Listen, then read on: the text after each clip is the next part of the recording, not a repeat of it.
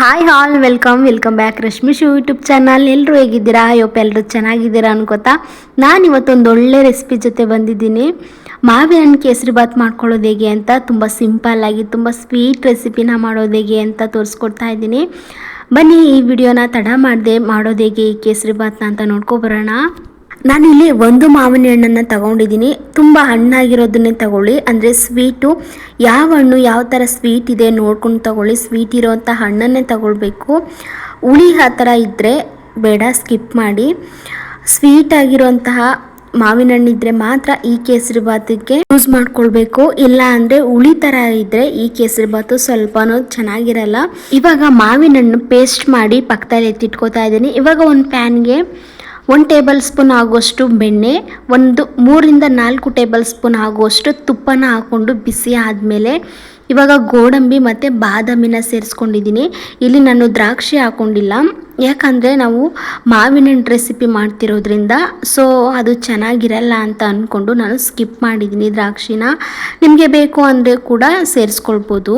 ಈಗ ನಾನು 2 ರಿಂದ 3 ನಿಮಿಷ ಬಾದಾಮಿ ಮತ್ತು ಗೋಡಂಬಿನ ಸಿಮ್ಮಲ್ಲಿ ಇಟ್ಕೊಂಡು ತುಪ್ಪದಲ್ಲಿ ಚೆನ್ನಾಗಿ ಹುರಿದಿಟ್ಕೊಂಡಿದ್ದೀನಿ. ಅಂದರೆ ಗೋಲ್ಡನ್ ಬ್ರೌನ್ ಬರಬೇಕು, ಕಲರ್ ಚೇಂಜ್ ಆದರೆ ಸಾಕು, ನಮಗೆ ಈ ಡ್ರೈ ಫ್ರೂಟ್ಸ್ ರೆಡಿ ಆಗುತ್ತೆ. ಇವಾಗ ಅದೇ ಒಂದು ತುಪ್ಪದಲ್ಲಿ ಹುರಿದಿರೋ ಅಂತಹ ಡ್ರೈ ಫ್ರೂಟ್ಸ್ ಜೊತೆಗೇ 1 ಗ್ಲಾಸ್ ಅಷ್ಟು ಆಗೋಷ್ಟು, ಅಂದರೆ ನಾವು ಟೀ ಕುಡಿತೀವಲ್ಲ, ಟೀ ಕಾಫಿ ಕುಡಿತೀವಲ್ಲ, ಅದೇ ಲೋಟದಲ್ಲಿ ಅಳತೆಯಲ್ಲಿ ಈ ಬಾಂಬೆ ರವೆನ ತಗೊಂಡಿದ್ದೀನಿ. ಅಂದರೆ ಮೀಡಿಯಮ್ ರವೆ, ತುಂಬ ಸಣ್ಣ ರವೆನೂ ಇಲ್ಲ, ತುಂಬ ದಪ್ಪ ರವೆನೂ ಇಲ್ಲ, ಮೀಡಿಯಮ್ ರವೆನ ತಗೊಂಡಿದ್ದೀನಿ. ಈ ರವೆನ ತಗೊಂಡ್ರೆ ಮಾತ್ರ ಕೇಸರಿ ಬಾತು ತುಂಬ ಪರ್ಫೆಕ್ಟಾಗಿ ಎಲ್ಲೂ ಗಂಟಿಲ್ದೇ ಈ ಸ್ವೀಟ್ ರೆಸಿಪಿಗೆ ತುಂಬಾ ಚೆನ್ನಾಗಿರುತ್ತೆ. ಇವಾಗ ರವೆ ಹುರ್ಕೊಳ್ಳೋ ಟೈಮಲ್ಲಿ ನಾವು 2 ರಿಂದ 3 ಲವಂಗನ ಸೇರಿಸ್ಕೊಂಡಿದ್ದೀನಿ. ಇದು ಫ್ಲೇವರಿಗೋಸ್ಕರ ಅಷ್ಟೇ. ಇವಾಗ ರವೆನ ಹುರ್ಕೊಂಡಿದ್ದಾಗಿದೆ, ಅಂದರೆ ತುಪ್ಪದಲ್ಲಿ ಘಮ ಘಮ ಅಂತ ಸುವಾಸನೆ ಬರಬೇಕು, ಅಲ್ಲಿವರೆಗೂ ಹುರ್ಕೊಳ್ಳೋಣ ಈ ರವೆನ. ಅಲ್ಲಿವರೆಗೂ ಹುರ್ಕೊಂಡಾಗ ಮಾತ್ರ ನಮಗೆ ಕೇಸರಿ ಬಾತು ಸಾಫ್ಟಾಗಿ ಸ್ಮೂತಾಗಿ ಬರೋ ಅಂಥದ್ದು. ನೋಡಿ, ಇವಾಗ 3 ರಿಂದ 4 ನಿಮಿಷ ಹುರ್ಕೊಂಡ್ಮೇಲೆ ಬಿಸಿ ನೀರು, ತುಂಬಾ ಕಾದಿರೋ ಅಂತಹ ನೀರನ್ನ ಸೇರಿಸ್ಕೊಳ್ಬೇಕು, ತಣ್ಣೀರು ಹಾಕ್ಕೊಳ್ಬೇಡಿ. ನಾನು ಯಾವ ಲೋಟನ ತಗೊಂಡಿದ್ದೆ ರವೆಗೆ ಅದೇ ಲೋಟದಲ್ಲಿ 2.5 ಗ್ಲಾಸ್ ಆಗುವಷ್ಟು ನೀರನ್ನ ಬಿಸಿ ಮಾಡಿ ಇಟ್ಕೊಂಡು ಈ ರವೆ ಹುರ್ಕೊಂಡ್ಮೇಲೆ ಸೇರಿಸ್ಕೊಂಡಿದ್ದೀನಿ. ನೋಡಿ, ಇದನ್ನು ಕೂಡ 3 ರಿಂದ 4 ನಿಮಿಷ ಕೈ ಬಿಡ್ದೇ ಚೆನ್ನಾಗಿ ಫ್ರೈ ಮಾಡ್ಕೊಳ್ಬೇಕು, ಅಂದರೆ ತಳ ಹಿಡಿಬಾರ್ದು. ಅಲ್ಲಿವರೆಗೂ ಉದುದ್ರಾಗಿ ಆಗೋ ಥರ ಈ ರವೆನ ಹುರ್ಕೊಳ್ಳೋಣ. ನೋಡಿ, ನೀರೆಲ್ಲ ಚೆನ್ನಾಗಿ ಹೊಂದ್ಕೊಂಡು ಇಟ್ಕೊಂಡು ಇವಾಗ ಎಷ್ಟು ಸಾಫ್ಟಾಗಿ ಆಗಿದೆ ಅಂತ. ಇವಾಗ 1/4 ಟೇಬಲ್ ಸ್ಪೂನ್ ಆಗುವಷ್ಟು ಯಾಲಕ್ಕಿನ ತಗೊಂಡು ಮಿಕ್ಸ್ ಮಾಡ್ಕೊಂಡಿದ್ದೀನಿ. ನಾನು ಯಾವ ಲೋಟದಲ್ಲಿ ರವೆನ ತಗೊಂಡಿದ್ದೆ ಅದೇ ಲೋಟದಲ್ಲಿ ನಾನು 3/4 ಲೋಟ ಆಗುವಷ್ಟು ಸಕ್ಕರೆನ ತಗೊಂಡು ಈ ರವೆಗೆ ಸೇರಿಸ್ಕೊಂಡಿದ್ದೀನಿ. ಸಕ್ಕರೆ ಎಲ್ಲ ಮೆಲ್ಟ್ ಆಗಬೇಕು, ಅಂದರೆ ಸಕ್ಕರೆ ಪಾಕದಲ್ಲಿ ಚೆನ್ನಾಗಿ ಈ ರವೆ ಹೊಂದ್ಕೊಳ್ಬೇಕು, ಅಲ್ಲಿವರೆಗೂ ಕೈ ಆಡೋಣ. ಇವಾಗ 3/4% ಸಕ್ಕರೆದಲ್ಲಿ ಚೆನ್ನಾಗಿ ಫ್ರೈ ಆಗಿದೆ, ನೋಡ್ತಾ ಇರ್ಬೋದು. ಇವಾಗ ಈ ಸ್ಪೂನ್ಗಾಗಿರಲಿ ಅಥವಾ ಸೌಟ್ಗಾಗಲಿ ನಮಗೆ ಅಂಟಬಾರ್ದು, ಅಂಟಿಲ್ಲ ಅಂತಂದರೆ ಪರ್ಫೆಕ್ಟಾಗಿ ರೆಡಿ ಆಗಿದೆ ಅಂತ.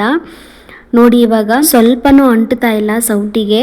ಇದೇ ಥರ ಮಾಡಿಕೊಂಡಾಗ ಮಾತ್ರ ಸ್ವೀಟ್ ರೆಸಿಪಿ ತುಂಬಾ ಚೆನ್ನಾಗಾಗುವಂಥದ್ದು.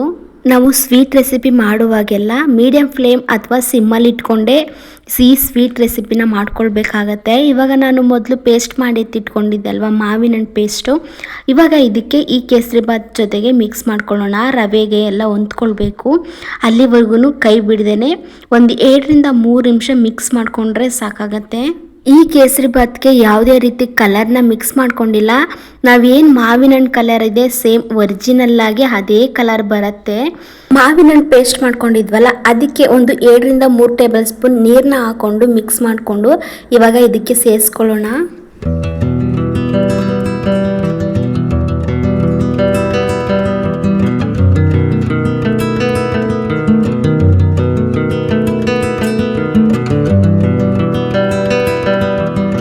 ಆದಮೇಲೆ 1/2 ಟೇಬಲ್ ಸ್ಪೂನ್ ಆಗೋಷ್ಟು ತುಪ್ಪನ ತಗೊಂಡು ಸುತ್ತ ಹಾಕೊಳ್ತಾ ಇದ್ದೀನಿ, ಅಂದರೆ ಎಲ್ಲೂ ತಳ ಹಿಡಿಬಾರ್ದು ಅಂತ ಅಷ್ಟೇ. ಇದಾದಮೇಲೆ 2 ನಿಮಿಷ ಈ ಥರ ಮಿಕ್ಸ್ ಮಾಡಿಕೊಂಡ್ರೆ ಮುಗೀತು ಸ್ವೀಟು. ಮಾವಿನ ಹಣ್ಣು ರೆಸಿಪಿ ಕೇಸರಿ ಬಾತ್ ರೆಡಿ ಆಗುತ್ತೆ. ನೋಡ್ತಾ ಇರ್ಬೋದು ಬಾಯಲ್ಲಿ ನೀರು ಬರೋ ಥರ ಎಷ್ಟು ಸಾಫ್ಟಾಗಿ ಸ್ವೀಟಾಗಿ ಆಗಿದೆ ಅಂತ ನೋಡಿ. ಇವಾಗ ಒಂದು ಸ್ಪೂನಲ್ಲಿ ಈ ಥರ ತೆಗೆಯುವಾಗ ಎಲ್ಲೂ ಕೂಡ ಸೌಟಿಗೆ ಅಂಟಬಾರ್ದು, ಅಂದರೆ ಕಚ್ಕೊಳ್ಬಾರ್ದು. ಹಂಗಾದಾಗ ಮಾತ್ರ ಈ ಕೇಸರಿಬಾತು ಪರ್ಫೆಕ್ಟಾಗಿ ಆಗಿದೆ ಅಂತ ಅರ್ಥ. ನೋಡಿದ್ರಲ್ಲ, 20 ರಿಂದ 25 ನಿಮಿಷ ಇದ್ದರೆ ಸಾಕು, ಈ ಸ್ವೀಟ್ ರೆಡಿ ಆಗುತ್ತೆ. ಯಾವುದೇ ಒಂದು ದೇವ್ರನ್ನ ನೈವೇದ್ಯಕ್ಕೆ ಫಂಕ್ಷನ್ಗಳಿಗೆ ಈ ಥರ ಕೇಸರಿಬಾತ್ ಕೂಡ ಮಾಡ್ಕೊಳ್ಬೋದು. ಒಂದೇ ಥರ ತಿಂದು ಬೋರ್ ಆಗಿದ್ರೆ ಈ ಥರ ಒಂದ್ಸಲ ಟ್ರೈ ಮಾಡಿ ಹೇಗಿತ್ತು ಈ ರೆಸಿಪಿ ಅಂತ ಕಮೆಂಟ್ ಬಾಕ್ಸಲ್ಲಿ ಕಮೆಂಟ್ ಮಾಡಿ. ಇನ್ನು ಈಗ ಹೊಸಬ್ರು ನನ್ನ ಚಾನಲ್ನ ವಿಸಿಟ್ ಮಾಡ್ತಾ ಇದ್ರೆ ಹಾಗೆ ಸಬ್ಸ್ಕ್ರೈಬ್ ಮಾಡಿಕೊಂಡು ಪಕ್ಕದಲ್ಲಿರೋ ಬೆಲ್ ಐಕನ್ ಕೂಡ ಕ್ಲಿಕ್ ಮಾಡ್ಕೊಳ್ಳಿ. ನಾನು ಹಾಕುವಂತಹ ಹೊಸ ರೆಸಿಪಿ ನಿಮಗೆ ನೋಟಿಫಿಕೇಶನ್ ಬರುತ್ತೆ.